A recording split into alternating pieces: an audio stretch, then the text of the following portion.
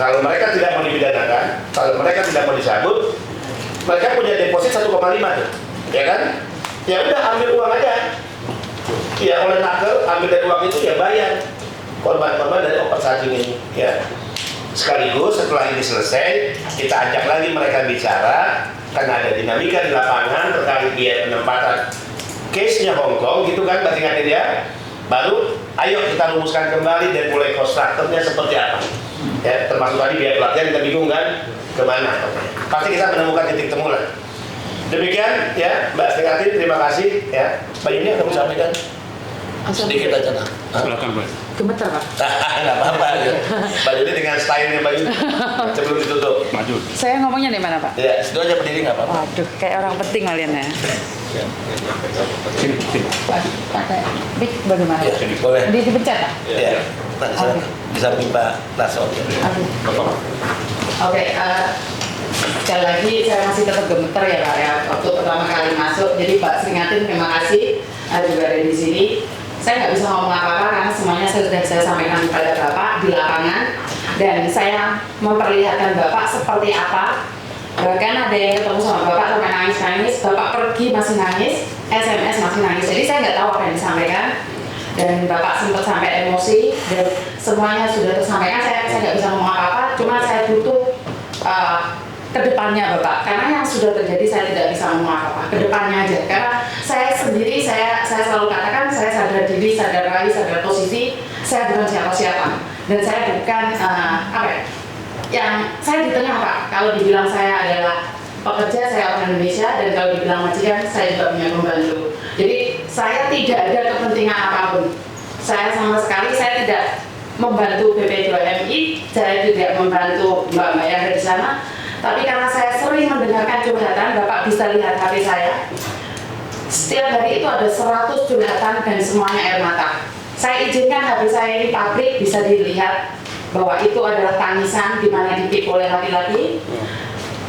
Ibadah haji 150 orang pekerja migran yang ada di Hong Kong dengan membayar 82.000 Hong Kong dolar, yaitu hampir mencapai 162 juta, itu ditipu dan sampai sekarang nggak ada penanganannya.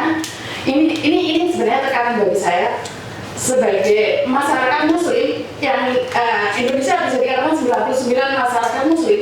Kenapa jemaah haji yang ada di Hong Kong bisa tertipu dan tidak ada tindak lanjutnya, bahkan tidak ada yang mendengarkannya? Kalau masalah lain saya masih bisa bicara dengan tegas. Saya bahkan selalu bercanda dengan siapapun. Tapi ini adalah ibadah haji, bukan umroh Bapak. Jadi mereka itu ada yang sampai umur 61 tahun, ngumpulin uang 2.000, 1.000, dan pada akhirnya nggak bisa terbang. Dan saya punya datanya, Bapak bisa cross check. Itu yang kemarin datang di Victoria Park, orangnya sudah tua banget Bapak. Bahkan ada yang stroke dan sampai sekarang masih di rumah sakit karena mikirin uangnya itu. Jadi kalau memang tidak bisa diambil uangnya, mereka nggak apa-apa. Tapi bisa nggak ini dibayar ke ranah hukum agar punya efek jerah? Karena ini kalau tidak bisa dihukum, maka tahun depan atau beberapa tahun lagi itu bisa lagi dilakukan oleh orang-orang tertentu dengan modus yang sama. Jadi ini saya hanya minta BP2MI untuk menindaklanjuti ini saya belum pesan sama Bapak, yang lainnya saya sudah katakan. Saya minta jemaah haji yang ada di Hong Kong untuk ditindaklanjuti Bapak. Itu aja pesan saya, dan terima kasih atas tempat dan waktunya. Itu aja dari saya. Oke, terima kasih Mbak Yuni ya. Mbak Yuni kan saya kenal melalui media sosial sebelumnya. Ya, Ibu Yani mungkin sudah berinteraksi ya.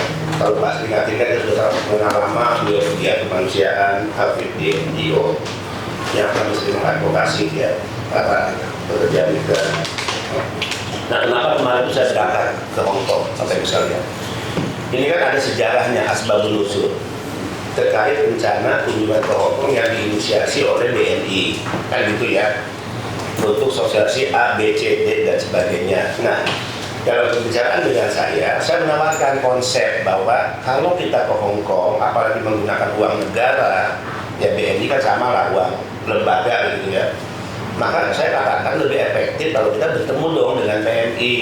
Jangan terlalu kaku pertemuan-pertemuan yang bersifat elitis di ruangan tertutup, hanya berapa orang, udahlah itu gaya-gaya lama lah. Nah karena ide saya nggak diterima, ya udah kalau gitu kita nggak bisa jalan bareng. Saya bilang gitu. Kalau bagi saya sederhana aja, kita nggak bisa jalan bareng.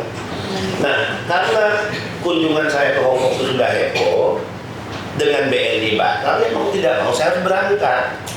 Walaupun saya diam-diam dengan menggunakan uang sendiri, tapi karena butuh teman, kalau tidak menjadi fitnah, saya ajak beliau, Bapak ada duit nggak? Saya bilang untuk berangkat ke Hongkong. Ada lah Pak, kalau untuk berangkat makan di sana, nginep di sana, ya udah.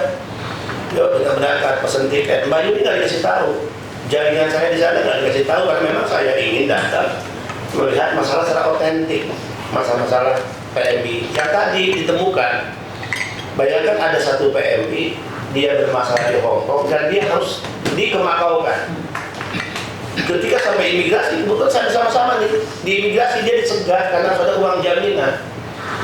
Termasuk Mbak Yuni nih mengeluarkan uang seperti jaminan ya atau apa itu 10 ribuan. 10 ribu dolar. Nah kasus-kasus ini kan banyak, bukan terjadi pada satu PMI yang di depan mata saya saksikan sendiri.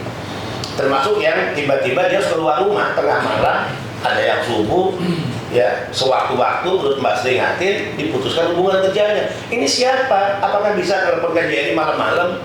Nah, kalau yang jawabnya robot mungkin ada misalnya nih. Nah ini kan butuh jejaring kita, kawan-kawan NGO yang 24 jam bertugas, ya. Kemudian dia udah tahu kalau aku dapat masalah ini, aku tinggal telepon atau kontak lembaga ini. Nah tanggung jawab BP2MI, ya bantu juga dong. Nggak adil juga kalau kita serahkan kepada NGO. Terus NGO juga dananya dari mana? Kan kasihan juga mereka yang penggiat kemanusiaan. Nah kita ingin sebagai negara hadir, itu yang saya komunikasikan dengan Pak Yuda. Pak Yuda bisa nggak? Masa nggak bisa sih atas nama kemanusiaan? Dulu saya buka di satu kartu nih Mbak Sri Ngatin. Mbak Hopipah itu nangis saya ketemu di rumah makan di rumah dinas. Jawa Timur tuh punya inisiatif membangun shelter di sana. Tidak diizinkan Pak oleh KJRI. Saya sampaikan ke Pak Larso, kan Pak Larso mantan wakil dubes. Nggak diizinkan Pak oleh KJRI. Menurut saya, Mbok ya kenapa sih? Ini kan kepentingan kemanusiaan nggak diizinkan. Saya baca apa alasannya? Loh itu kan Pemda Jawa Timur, hanya untuk PMI Jawa Timur, nanti bisa menimbulkan kecemburuan PMI lain. Ya enggak lah, bahwa itu APBD Jawa Timur iya, tapi enggak mungkin juga Mbak Hopipah akan membatasi kalau ada masalah itu hanya PMI Jawa Timur, yang PMI lain jangan masuk. Enggak mungkin lah. Nah maksud saya, Kemlu juga kita ajak untuk terbuka, jangan kaku dalam urusan-urusan begini. Siapapun yang punya niat baik untuk pelindungan PMI, ya kenapa lepas aja? Memangnya anggarannya membebani Kemlu? Enggak juga kok. Termasuk BP2MI kalau kita mau. Ya buka satu shelter, dikelola oleh teman-teman di Hongkong, kita percayakan, nggak perlu ragu kok. Saya kan pernah lihat di LSM juga, ya. Kalau LSM itu justru lebih ketat loh. Kalau hal-hal yang bersifat pertanggungjawaban keuangan, bayangkan naik beca aja misalnya, padahal beca nih, gimana nggak ada kwitansinya? Harus ada pertanggungjawaban, naik ojek, pertanggungjawaban. Jadi nggak perlu ragu kalau juga kita serahkan pengelolaannya ke teman-teman yang bisa bekerjasama dengan kita. Nah bagaimana ini meyakinkan Kemlu, tugas Pak Larso, ya?